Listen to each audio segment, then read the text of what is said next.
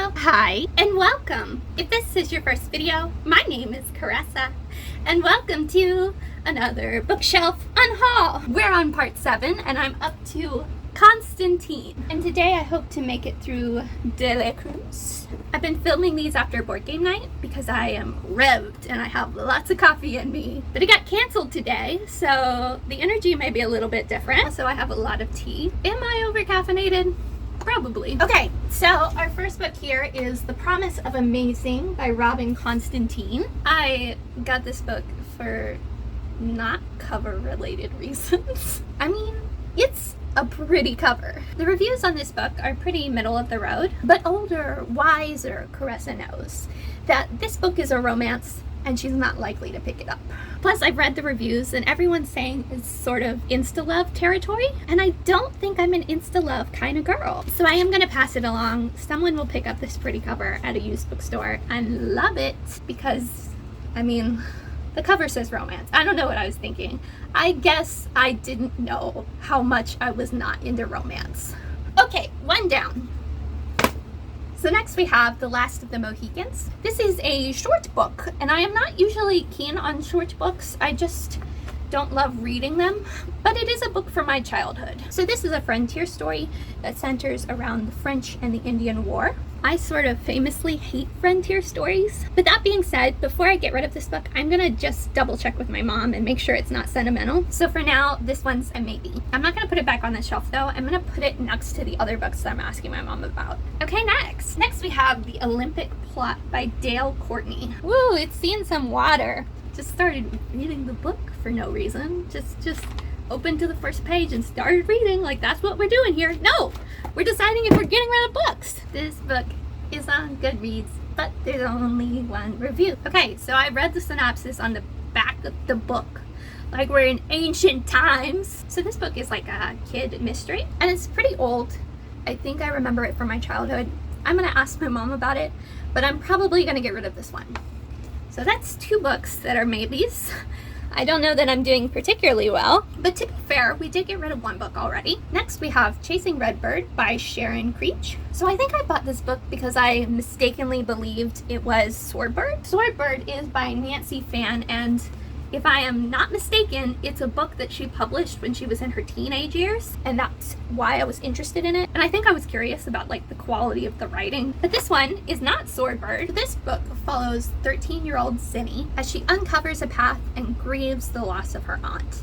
Already, that was sort of not my cup of tea. I think I'm very picky about like dealing with death stories. Like, for example, this book, My Father's Words, from Patricia McLaughlin. Anyway, I read an arc of this and I absolutely adored it. It's about 2 kids who lose their dad and start volunteering at an animal shelter. Even when we're grieving, we can give to those around us. So I really loved this book. But this one advertises that you're uncovering the aunt's secrets as we're grieving her. And that's a little bit too much for me. Also, I read a spoiler about the aunt's secret, and seems pretty fucked up to me. So I'm gonna pass this along. Some people love this book, so probably it will find itself in the hand of a reader who loves it. 4 books down. We got a 50-50 rate of getting rid of them. Oh, this rate about to get worse.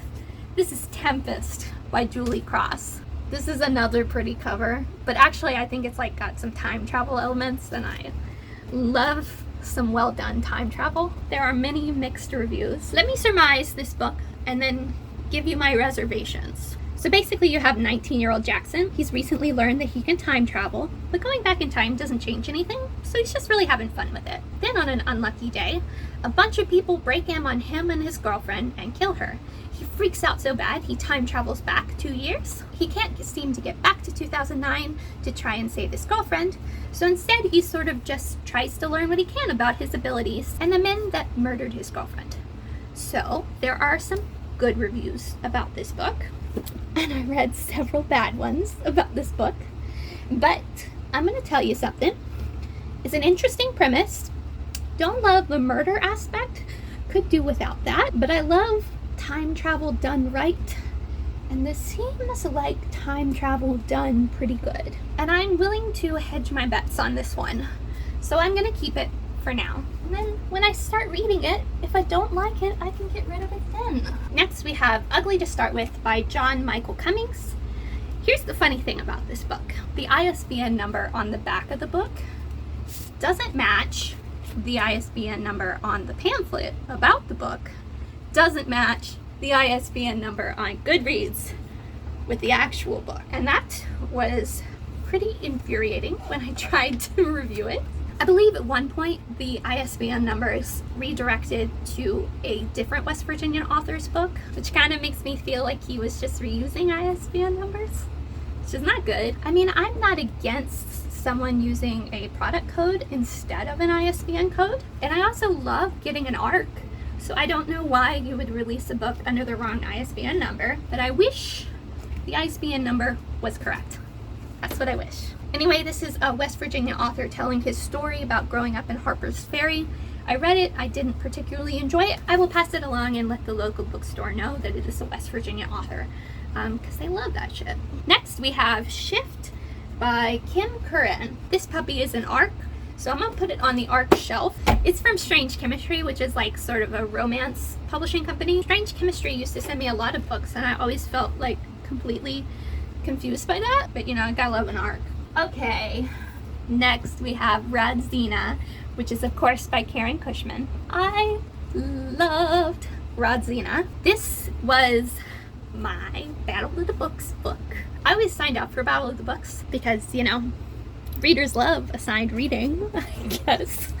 No, but Battle of the Books books were different, and my two closest studies on books ever were The Secret Rats of Nim and Radzina. These were my assigned books, and you best believe I knew them top to bottom. Now, I don't remember any of it. I don't. But this book has a very special, sentimental place in my heart. This is my copy that I read back in like 4th grade or whatever. So you best believe I'm keeping this one. I'd like to read it again, but even though it holds a special place in my heart, I don't know that I would like it like as an adult. It's an orphan story and one of those train stories. I mean, I love Narnia, but that's different. Oh my God, the pages are literally coming out of this book.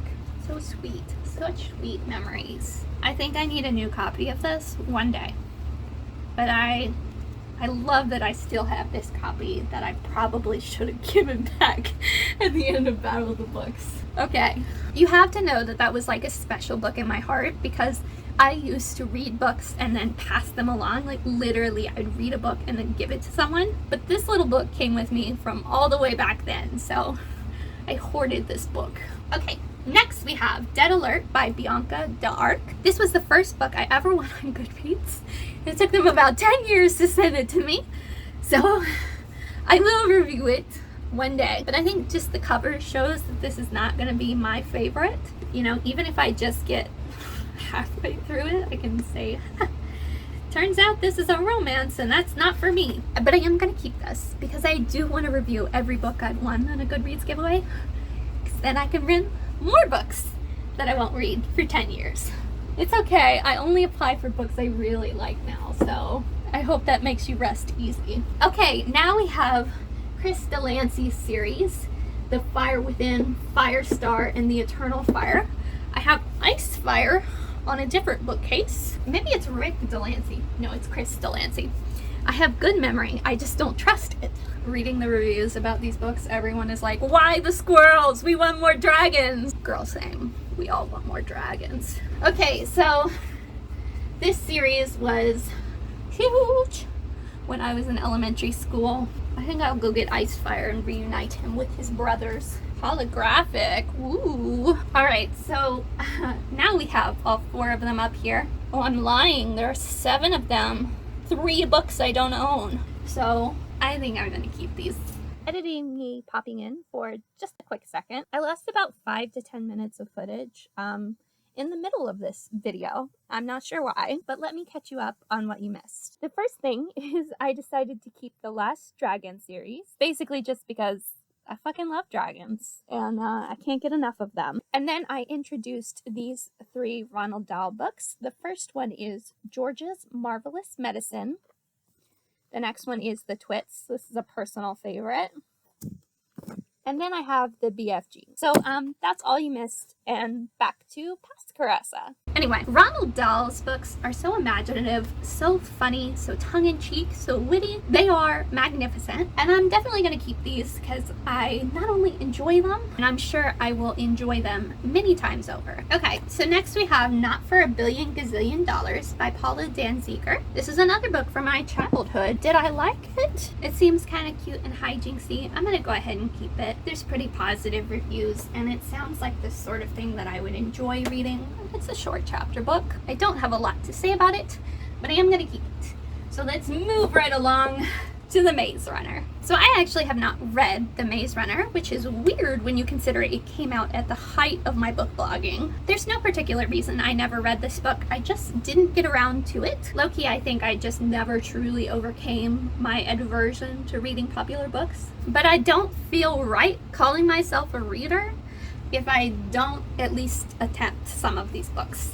So I'm going to keep the Maze Runner series. I anticipate liking it enough to read on. However, I do believe I am going to get rid of The Eye of Mines, also by James Dasher, because I haven't read anything by James Dasher, and I don't think I need to collect all his books. Oh no, I might keep it. It kind of seems like it's like one of those things that is up my alley, but it also seems a little dark, so yeah, I'm gonna keep it. Okay, so first of all, I have a pin for this book, which is not why I'm keeping it. It's not, I promise. It's from First in Line, and it said, I read The Game of Lives before you did. Wait, this isn't The Game of Lies. Ah, that's book 3 in the series. Okay, I understand a little bit better now why they're grouped together. Okay, so this book is all about virtual reality and hacking and sort of, is it more real than you think it is? And honestly, it sounds a lot like Warriors of the Edge by Katie Bridges. Warriors of the Edge is an indie book, and it's all about virtual reality, and it sort of plays with the idea that virtual reality is something that already exists and has layers to it, interacts with the real world in different ways than you expect. And I fucking loved that book. Recommend it totally. It's one of my favorite books. But this book seems like it could sort of play in that vein, and I'm interested in it. So I'm actually going to keep this book, and it's okay because I'm going to get rid of other books. Now we have Seeker by Arwen Ellis Dayton. I have a magnet with this book that was upside down. Oh no, it's a pin. It's a pin. Am I less likely to get rid of a book when I have swag with it? You tell me. All right, so Seeker by Arwen Ellis Dayton has almost universally negative reviews. So even though I have a first edition and the pen, I'm gonna pass this along to the bookstore. I think the swag associated with it might make a good sale. Next we have some De La Cruz books. This one is Jealous, You Know You Are from the Ashley series. Not invested in this, don't need to look it up.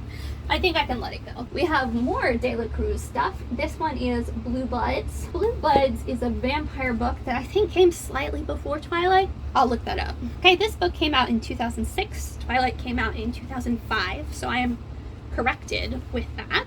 Anyway, let's talk about the premise of this book. So the lore of this book says that the Mayflower was actually filled with vampires. And this book picks up in modern day, 2006, 20 years ago, whatever, modern day, where when affluent teens turn 15, they learn that they are actually reincarnated vampires. I'm not gonna lie, I was totally just gonna get rid of this book because I originally, when this book came out, was like, vampires suck, I'm not doing vampires. It does sound like an interesting premise though. I also can't see myself being immediately willing to pick this up, which I think means I should get rid of it.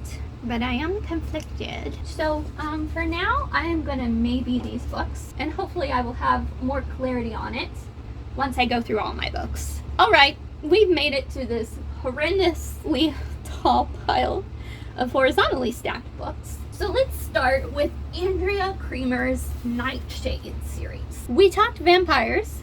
Now it's time to talk werewolves. An old friend gave me her copy of Nightshade, and this is the cover that I yearn for. It is beautiful. I think it's the UK cover, and it's got the raw edges, which is nice. I actually hate raw edges. I don't know why I said that, but it is like cool, I guess. Oh fuck, there's another one up there. Now we have all 5 of them off the shelf. I think the first thing we need to address is that I don't need 2 copies of Nightshade. But which one I'm going to keep, you wonder? I'm not sure. This copy of Nightshade matches my other books, although Bloodshade is hardback. So even though the covers match, the sizes do not match. And this one, again, she's what I dream about at night. She's beautiful. Okay. We're gonna do some Googling and see if I'm keeping the series at all. That's so funny. All of my friends rated it at least 4 stars. Most of them were 5-star reviews, but all the other reviews are like shitty. Like shitty, like 1 and 2 stars. I'm gonna take a chance on this book, and I am gonna keep book 1 in the pretty UK cover. But I am gonna go ahead and get rid of the rest of the series, which is actually a complete version of the series. Because I had duplicate copies of Nightshade. So I made this decision, and I know it's gonna be conflicting, but I want to read the first book. I think I will enjoy the first book, but it is romance heavy, which is not my cup of tea. And I think based on all the negative reviews from non-friends, that there are things I will take issue with the book on. I also don't mind reading a series book as a standalone. The Hunger Games comes to mind. I'm chill, I'm lax, I'm getting rid of books I'm not gonna read. All right, I'm sticking with that. I am firm, I'm committed. Let's talk about Ali Conde. I thought I knew what I was gonna do with the Match series. Then I went back and reread my reviews, and nothing is as I remembered. Matched is the first book in the series. Originally, I was gonna keep Matched and let Crossed and Reached go. I know that's bizarre. I have read all 3. Let me start by saying that. And I remember loving the story in Matched. I remember liking the story, feeling that the grandfather was one of the most nuanced and real characters I had read in a long time. Even though the society chose when the grandfather would die, he went out on his own terms, and I loved that. It's an interesting allegory because death is rarely something we choose, but it doesn't mean we can't go out on our own terms. And I really like that about this book. I felt like it had a message, but I gave it 3 stars, and I'm not keeping other books I gave 3 stars. Spoiler alert, I'm keeping Matched. I'm definitely keeping Matched. Crossed, I don't know about. There's a scene in the series where Cassia has to sort the workers into high achievers and low achievers. And Kai, her love interest that you know she's going to end up with, is perfectly in the middle. And she has to decide whether to sort him into the high or the low category. And she goes sort of against what Kai would like and sorts him into the high category. And then, turns out, the high category is getting shipped off to fight the war. There was something very poignant about that scene. Something I feel like I learned from it. I can't tell you what, but I would like to keep the book that deals with that. I think it's in the first book. So I'm going to keep the first book because the first book means something to me. I enjoyed reading it, and I think it taught me something. But I'm going to go ahead and let go of Crossed and Reach. Reached was such a disappointment. And I say that even though I gave it 4 stars. I don't know why I gave it 4 stars. I gave 3 stars to Matched and Crossed. So I'm passing it along because I'm never going to read it again, you know? And I don't feel like it's a book that I need to keep in my collection. I'm also going to get rid of Crossed. I don't think the message that I enjoyed in Matched is part of Crossed. I think Matched is almost better as a standalone. So I don't necessarily think I need to keep Crossed. Plus, if I kept Crossed, I would want to keep Reached. And I will never read Reach again, and I will not recommend it to others. So, truly, the only one I am likely to read or lend out again is Matched. So I'm going to keep Matched and none of the others. Last on this shelf, we have Atlantia by Ali Conde. I really liked the Matched series, even though Reach was a huge disappointment that I somehow gave 4 stars over the other 2 books. I question my past reasoning, but I shouldn't. I'm usually pretty astute about those things. So because I enjoyed the Match series so much, because they spoke to me so much, I want to continue reading on. And this is a standalone book that's about Atlantis. What about that doesn't sound like it's right up my alley? It all does. Getting a little overzealous. But I mean, regardless, I want to keep this. I want to read this. I'm keeping this book. So that is the end of the shelf. let's see how many books we got rid of and how many books we're keeping. Keeping 21 books. I'm getting rid of 11 books. And I have 2 books to ask my mom about that I will probably get rid of. So these are all the books that I'm getting rid of. So that's the end of the video. I hope you enjoyed. Bye.